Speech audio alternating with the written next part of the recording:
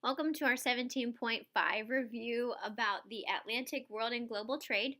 So, we need to first make sure we know the definition of mercantilism was a system of economic regulations aimed at increasing the power of the state and creating a favorable balance of trade in order to increase a country's stock of gold, a reserve that would be used in times of war. So, we have these navigation acts passed in 1651, 1660, and 1663. Goods imported into Europe from England and Scotland had to be carried by British owned ships with British crews or on the ships of the country producing the article. The acts were a form of economic warfare, a successful attempt to supplant Dutch traders by giving British merchants and ship owners a monopoly on trade with British colonies. We have a series of colonial wars that we need to make sure we are familiar with. Britain and France waged a series of wars for colonial domination and to become the leading maritime power.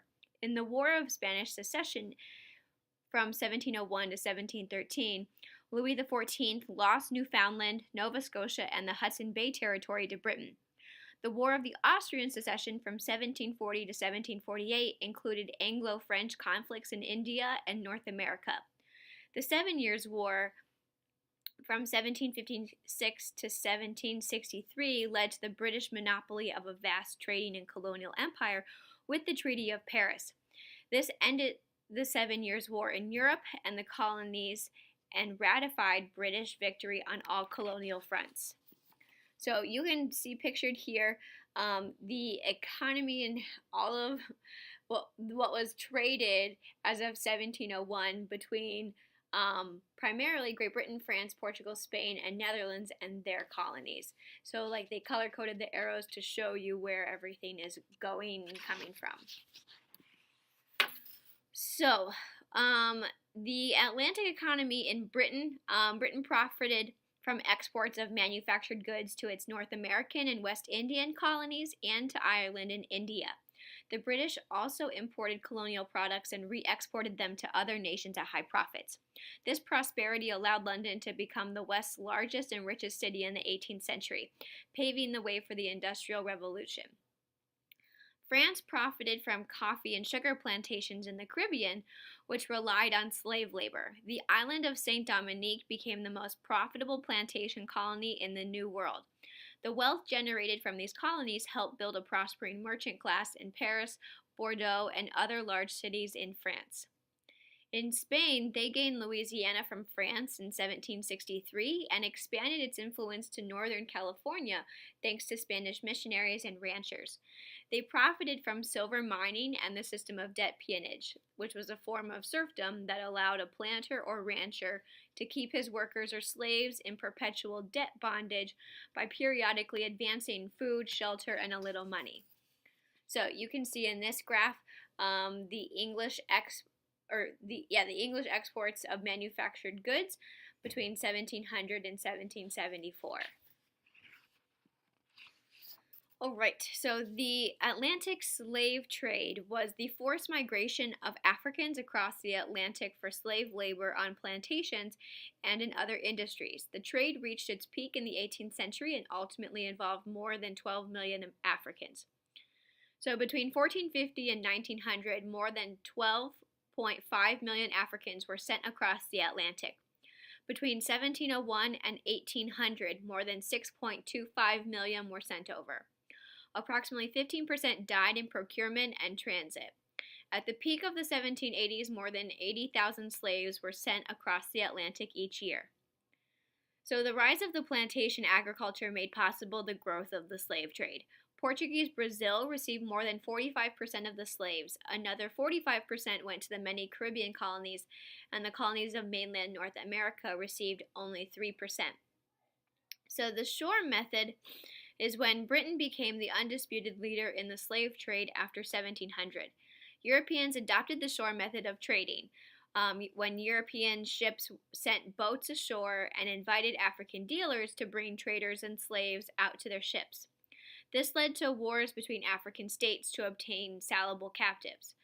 These factors caused the population of Africa to stagnate or decline in the 18th century.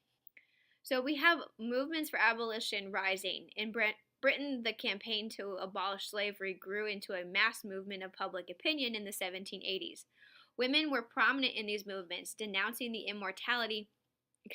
immorality of bondage and the sadistic treatment of female slaves. Parliament abolished the British slave trade in 1807, but slavery continued in British colonies and the Americas. So you can see basically the concentrated areas in which slaves were delivered. And so the green marks the different plantation areas in 1700. So we have these different identities and communities to identify. The Creoles were people of Spanish ancestry born in the Americas. They lived on lavish plantation estates and maintained townhouses in colonial cities built on the European model, but developed different identities and resented the regulations and taxes imposed by colonial bureaucrats. So we have a mixed race population that was children of Spanish conquistadors and the daughters of local rulers. In the Spanish, Portuguese, and French colonies, masters often freed their mixed race children. In the British colonies, mixed race progeny were usually left in slavery. Catholic missionary efforts by the Jesuits, the Franciscans, and Dominicans in the Spanish, Portuguese, and French colonies in Central and South America were met with great success. Protestants were not as active as their Catholic counterparts. Slave owners were reluctant to baptize their slaves for fear that they would claim additional rights. Jews were also eager participants in the new Atlantic colonies and set up a network of mercantile communities, but they still faced discrimination in the New World. Although they were not slaves, they did not enjoy equal status with Christians. So in this mulatto painting, we have a man, a woman, and a child. They're labeled Spaniard, black woman, and mulatto. So the Spanish man is known by his ethnic or national identity, and the woman and child are known by their race. It shows the Spanish were not interested in different African ethnic or national groups. So there's this great concern about size of different populations and racial background that also determined legal rights and reflected facts of daily life in the colonies. Classifying races helped organize the population and taught people to accept their status. So, last slide for today. The colonial enlightenment started with the Enlightenment in the British colonies. The colonies of British North America adopted the Scottish Enlightenment model that emphasized self-improvement and ethical conduct. It was spread by the new church-based colleges and universities in the colonies. Benjamin Franklin and Thomas Jefferson were strong supporters of the Scottish Enlightenment in the colonies. The Catholic Church controlled book publication in the Spanish colonies, but educated elites produced their own reform ideas. In 1792, a mining school was established in Mexico City that illustrated the achievements of reformers. So, the Dutch East India Company, as of 1602, was established in 1602. They took over the Portuguese spice trade in the Indian Ocean and imposed direct control on the East Indian states with whom they traded.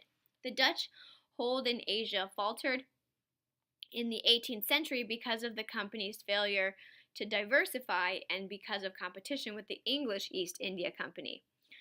So the British relied on trade concessions from the Mughal Empire and increasingly intervened in local affairs. Accelerating the British ascendancy in India was the Treaty of Paris, which granted France's possessions in India to the British. So then lastly, we have Australia. Captain James Cook claimed the east coast of Australia for the British in 1770. The first colony was established in the late 1780s and made up primarily of convicted prisoners shipped from Britain.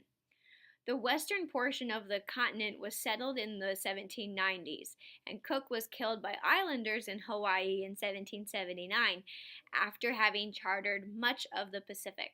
So that concludes our 17.5 review. Go ahead and fill out the video check form on